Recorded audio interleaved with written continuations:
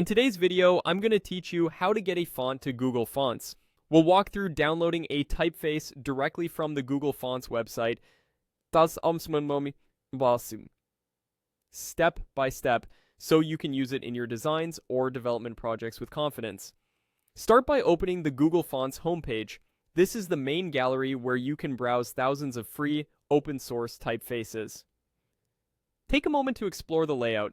You'll see filters for categories like serif, sans serif, and mono, language support, and properties such as weight and width. There's also a search bar at the top if you already know the name of the font you want. When you see a font you'd like to download, choose it from the gallery. Hovering over a card gives you a quick look, but to get the full details, click on the font to open its dedicated page. Here, you can preview different styles and sizes, and if you want, type your own sample text to see how it looks in context. On the fonts page, look toward the upper right corner for the Get Font button. Click that. This adds the family to your selection and opens a small panel or drawer that summarizes what you're about to download.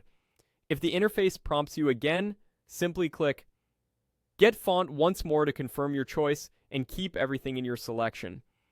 Next, open the selection panel if it isn't visible and go to the selection page that lists your chosen families. Review the styles included. Google Fonts typically bundles common weights so you don't have to pick them one by one. When you're ready, click the download button to start the download.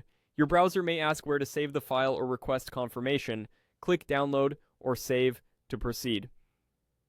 The file you receive will be a compressed zip containing the font files typically in TTF, OTF, or variable font formats. Keep it in an easy to find location so you can add it to your projects or share it with your team later. That's all there is to it. You've navigated the gallery, selected the typeface, used the Get Font option, and confirmed the download from your selection.